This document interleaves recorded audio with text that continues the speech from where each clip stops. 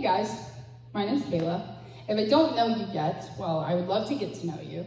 I actually work here at Life Family, and if you haven't seen me around, then you wouldn't know this, but I've been here for 3 years. Not exactly 3 years at this campus, but 3 years on staff at Life Family in some capacity. Been at 3 of our campuses. I started at Dripping Springs, and then I came here, and I dabbled in Bastrop for a little while. But ultimately, Southwest is where you guys are, so Southwest is where I am. I can't breathe. And so when Roman asked me, hey, I'm gonna be gone, can you preach on the 15th? Of course my answer was yes. Yes, without hesitation, yes, I'll do it. Because I don't know if you guys know this, but a midweek debut is kind of a big deal. I've never spoken at midweek. Yeah, I've done games, and yes, I've done announcements. But to be asked to preach in front of you guys, it's a little bit scary. But I knew I wanted to do it. And I'd written an entire sermon. See, the guidelines were simply that it had to be out of the Bible. Feels like pretty good guidelines. So I wrote an entire sermon. I was ready to go. And then I sat with God. I went,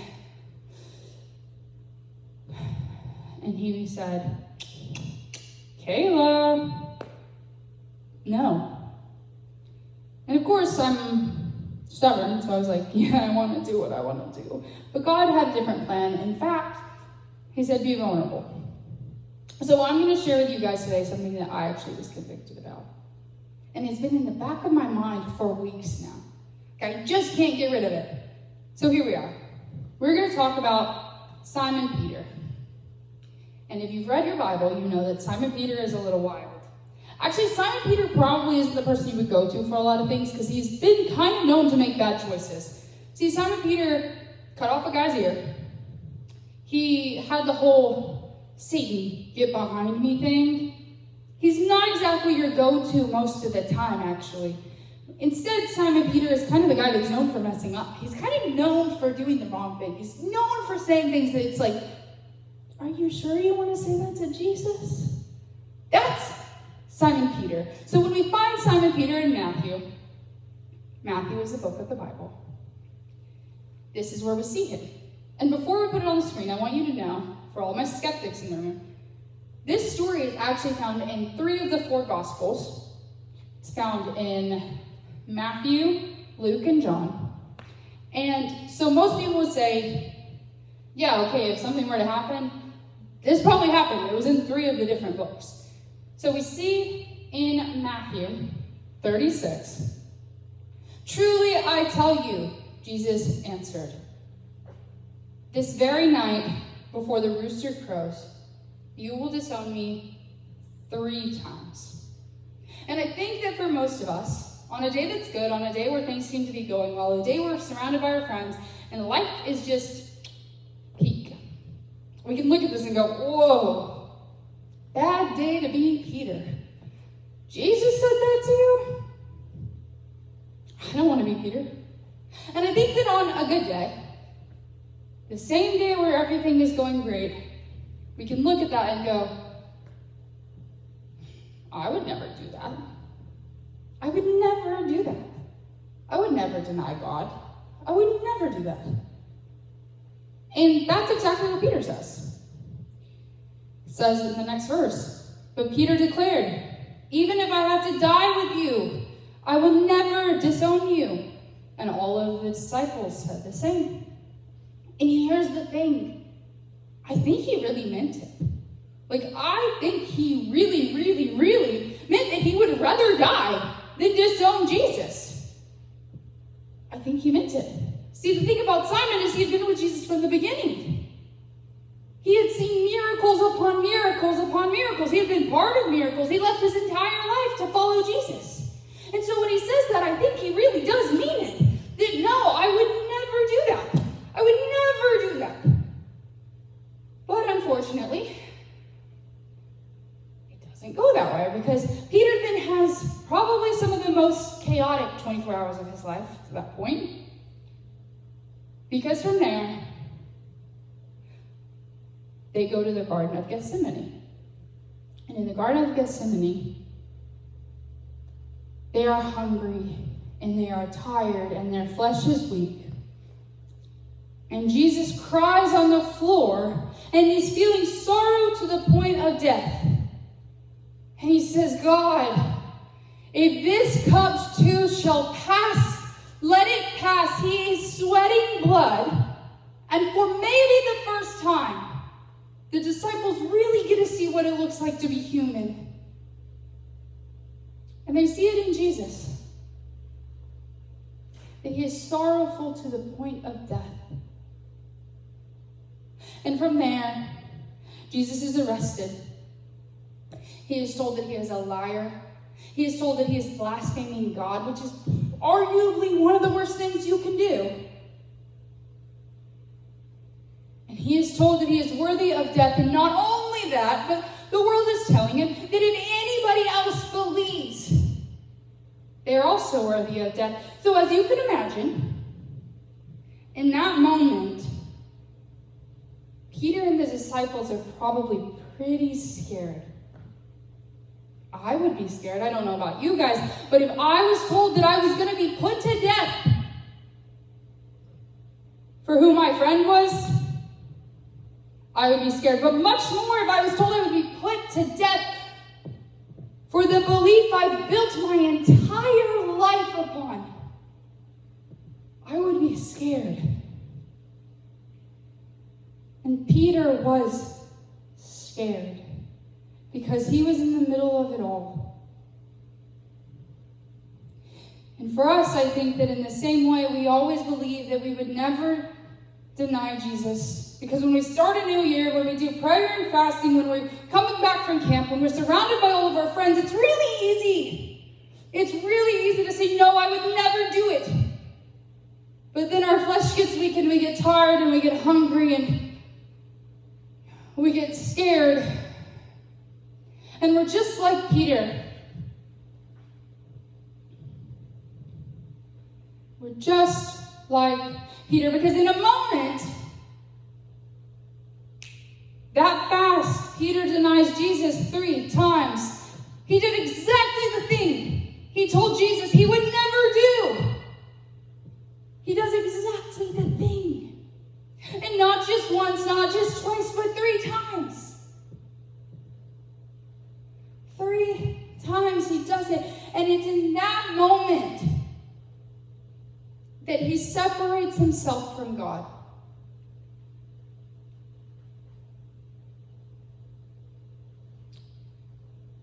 And you have to know the stakes. Like I said, Peter is afraid he's going to be put to death for his belief in Jesus, for being friends with Jesus, for knowing him, for walking with him. That's what he said is worth separating himself from God for in that moment. But for us, we'll separate ourselves from God for a quick joke. We'll separate ourselves from God to get high on the weekends, to talk to that boy or girl that God has already taken you away from, to send a picture you know you should not send, and to look at a website that you know you shouldn't be looking at. See, for us, it's a moment. It's a moment that we say, this is worth it. This is worth separating myself from God for. And so I really, really, really want you to look at it and say, is it worth it? Is this thing that I have been stuck to, this thing that I've done again and again and again, is that worth separating myself from God for?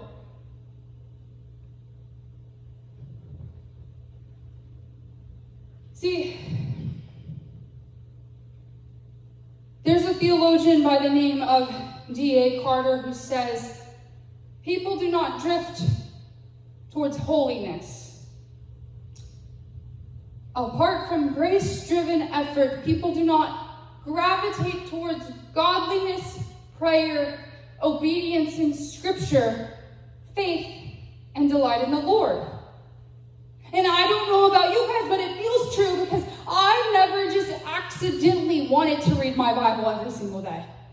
And I never just accidentally wanted to pray for the person I didn't want to pray for. And I've never just accidentally fallen into spending every Sunday and every Wednesday at church. No, I didn't accidentally do that. I didn't accidentally say that Jesus is the king of the world, in the same world that crucified him for loving them. No, I don't accidentally do that. I choose it. You will not accidentally come into godliness. You will not accidentally come into holiness. Holiness is to be set apart from the world. You don't accidentally do that. No. But you can accidentally drift away from God. It just depends on what's worth it. It depends on what you think is worth separating yourself from God for. Because the more you choose it, the more you will walk away from him.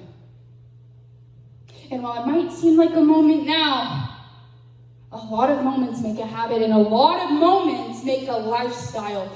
And a lifestyle, you know what that makes? That makes your life. That makes your friends. That makes your relationship with your family. A lifestyle changes things because you are now changed. You are set apart from God rather than set apart from the world.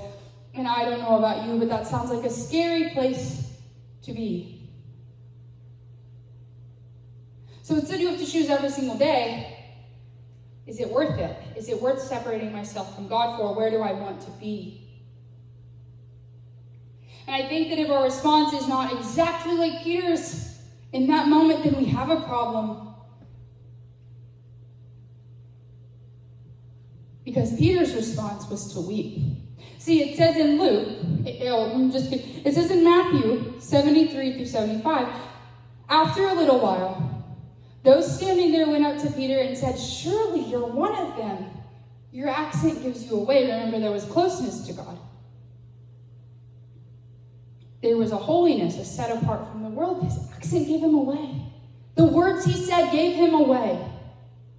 The way he presented himself gave him away that he was one of Jesus's people. Then he began to call down curses and swore to them, I do not know the man. He swore, he cursed, he set himself apart.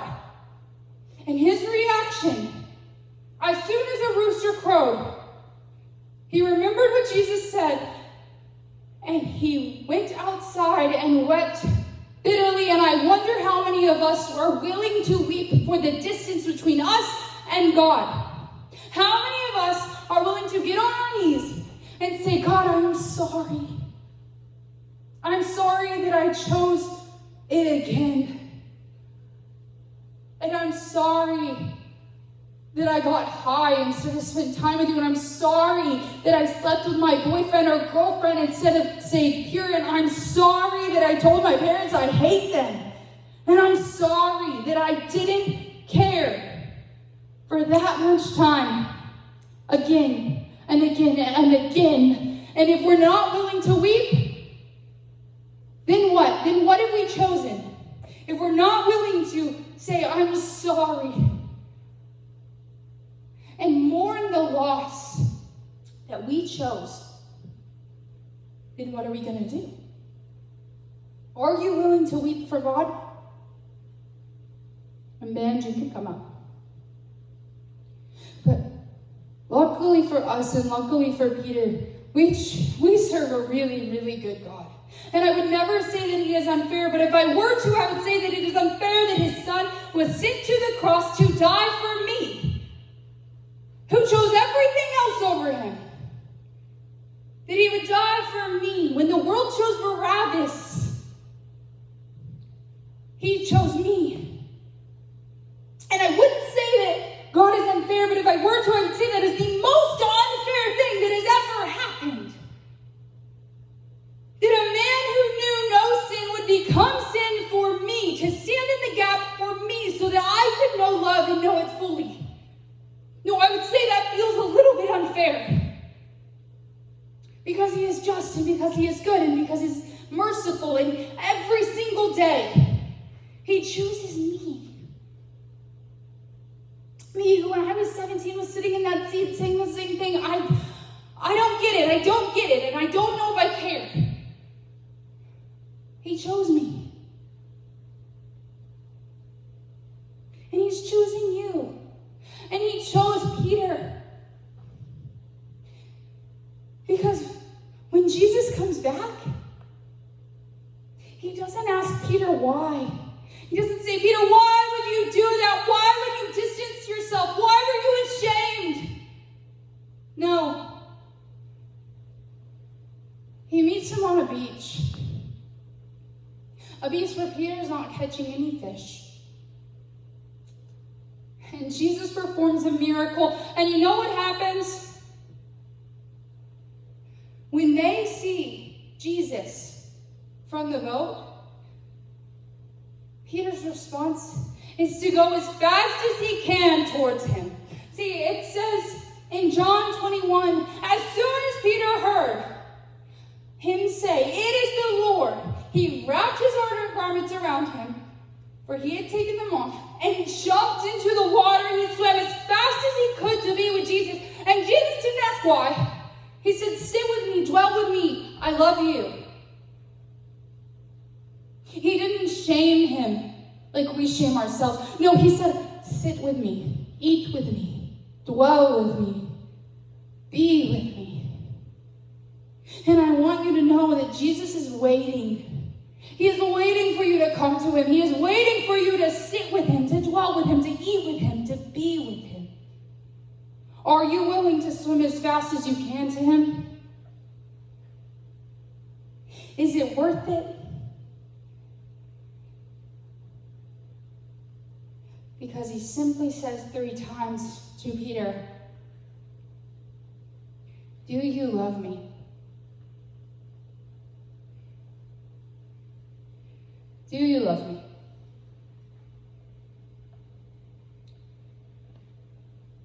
And Peter was hurt because Jesus asked him the 3rd time. For as many times as Peter denied him, Jesus said, do you love me? And you know what Peter said? He said, Lord, you know all things. You know that I love you. And I wonder if you can say that today. God, you know all things. You know that I love you.